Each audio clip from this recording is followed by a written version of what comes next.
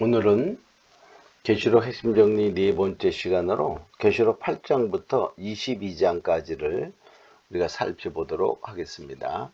8장을 보면 8장은 일곱 죄인을 뗄 때에 그래서 일곱 나팔을 준비되는 것이죠. 그래서 8장에는 첫째 나팔부터 넷째 나팔까지 나오게 됩니다. 8장 1절에 보면 일곱 죄인을 떼실 때에 하늘이 반시 동안 고요하더니 내가 봄에 하나님 앞에 시위한 일곱 천사가 일곱 나팔을 받았더라. 그래서 일곱 죄인을 뗄 때 일곱 나팔이 준비되는데 8장에는 첫째 나팔부터 넷째 나팔까지 나오게 됩니다. 자, 9장에는 다섯째 나팔, 여섯째 나팔에 대해서 나오는데 다섯째 나팔은 첫째화, 여섯째 나팔은 둘째화, 일곱째 나팔은 일곱 대접재앙으로서 셋째화 이렇게 됩니다. 이게 다섯째 나팔은 황충의 환란, 또 여섯째 나팔은 온 세계가 전쟁하는 전쟁의 환란. 그리고 그 설명이 나온 다음에 바로 11장 14절로 연결됩니다. 왜냐하면 계시록 9장에 다섯째 나팔을 부르는 내용이 나오고 그 황충의 환란의 내용 다음에 첫째 화는 지나갔으나 이런 말이 나오고 그럼 여섯째 나팔의 내용이 9장 21절까지 나오는데 그 다음에 나올 말이 둘째 화는 지나갔으나 이 말이 나와야 되는데 그 내용은 11장 14절에 둘째 화는 지나갔으나 이렇게 내용이 나오게 됩니다. 그러면 10장과 11장 1절에서 13절까지는 삽입계시가 되는 거예요. 그래서 10장은 펴놓인 채 갖다 가지라 먹어라 다시 예언하라 하는 그런 10장은 계시록은 펴놓인 책이다. 그래서 우리가 먹어야 돼. 그럼 11장 1절에서 13절까지는 두 증인에 대해서 바로 다시 예언하는 두 증인에 대해서 나오고 있습니다. 자, 그러면 11장 14절에 둘째 화는 지나갔으나 이렇게 나오고 그 다음에 11장 15절에 일곱째 나팔을 불매 이렇게 말해. 하늘의 음성이 나가는데 세상 나라가 우리 주와 그리스도의 나라가 되어 이렇게 말하거든요. 1장 15절에 일곱째 나팔을 불 때는 결론부터 말하는 거예요. 그래서 우리가 이것이 그 내용이 뭐냐, 그 대접 지향 이런 것이 다 내린 다음에 그리스도 나라가 되는데 그것을 우선 생략하고 일곱째 나팔을 불 때 그리스도 나라가 된다 이렇게 말하고 있습니다. 그래서 계시록 11장 19절에서 15장 1절로 이제 연결이 되어서 그 좀 더 자세히 이제 설명이 들어가게 되죠. 자, 그러면 12장, 13장, 14장은 뭐냐? 삽입계, 똑같이 삽입계시입니다. 삽입계시는 그 내용을 어디다 놓아도 우리가 상관이 없어요. 그럼 12장은 뭐냐? 해를 입은 여자. 해를 입은 여자는 하나님의 은혜를 입은 신령한 교회다. 그랬어요. 그 다음에 예비처.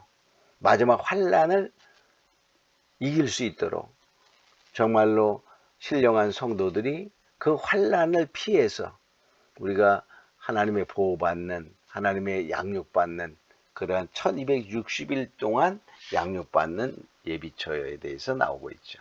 그럼 13장은 뭐냐? 바다에서 나온 짐승 적그리스도, 땅에서 나온 짐승 거짓 선지자. 또 이들이 뭐냐?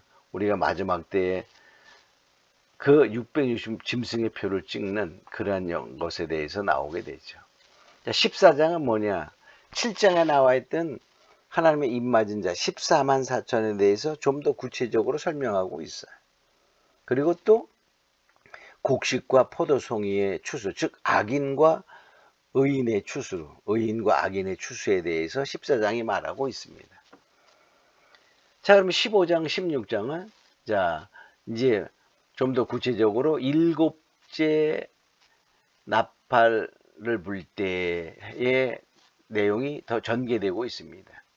그래서 우리가 16장 21절에서 이제 뭐냐, 여기 첫째 대접부터 일곱째 대접까지 쭉 이제 16장에 나오게 되죠. 그래서 일곱째 대접 재앙 바로 이제 16장 21절에 그래서 19장 1절로 연결이 됩니다. 자, 이것은 뭐냐면 이제 모든 재앙이 다 내린 후에 하나님이 심판하시고 이제 어린 양의 신부가 준비되는 것이죠. 그럼 17장과 18장은 뭐냐? 삽입계시. 근데 이거를 삽입계시를 보지 않고 그냥 보아도 연결이 되는 것 같아요. 그러나 삽입계시를 보면 훨씬 더 일곱째 대접을 통하여 이제 모든 세상은 멸해지고 새하늘과 새 땅으로 개벽됩니다. 그리고 이제 바로 혼인잔치와 새하늘과 새 땅으로 연결되는 것이죠. 그래서 17절과 18절은 삽입계시로 보는 것이 더 이렇게 해석하기에 아주 수월합니다. 17장은 음녀, 짐승에 대해 붉은 빛 짐승을 탄 음녀에 대해서 나오죠. 자, 음녀는 종교적인 측면을 말하고 18장에는 큰 성 바벨론이라고 말해. 이 바벨론은 정치적인 그런 측면을 말하는 거예요. 그러니까 음녀, 큰 성 바벨론 같은 건데 종교적인 측면으로 보느냐, 정치적인 측면으로 보느냐 하는 것입니다. 자, 그럼 19장에 보면 그래서 어린 양의 혼인잔치가 준비되고 예수님이 재림하시는 거예요. 자, 그러니까 결과적으로 뭡니까? 이제 모든 새하늘과 새 땅이 이루어지는 거죠. 20장에는 바로 천년왕국, 첫째 부활에 대해서 우리가 나오고 있어요. 그래서 16장의 일곱 대접 재앙을 통해서 완전히 세상은 지금 있는 세상은 없어지는 거예요. 그리고 하나님이 새하늘과 새 땅을 창조하게 되는 것이죠. 자, 그래서 20장에는 천년왕국, 첫째 부활에 대해서, 또 21장, 22장에는 새하늘과 새 땅, 영원한 그러한 천국, 또한 우리가 천년왕국의 모습도 표현한다 이렇게 생각할 수 있어요. 자, 우리가 이러한 것을 보면서 이제 우리는 이 계시록을 총괄적으로 한번 살펴보았어요. 그래서 계시록은 일곱인, 그 내용적으로 보면 일곱 나팔, 일곱 대접재앙 이런 거로 전개되면서 삽입계시도 있죠. 7장, 그 다음에 10장, 11장 1절에서 13절까지, 12장, 13장, 14장, 또 17장, 18장도 삽입계시로 보면 내용을 더 잘 파악할 수 있어요.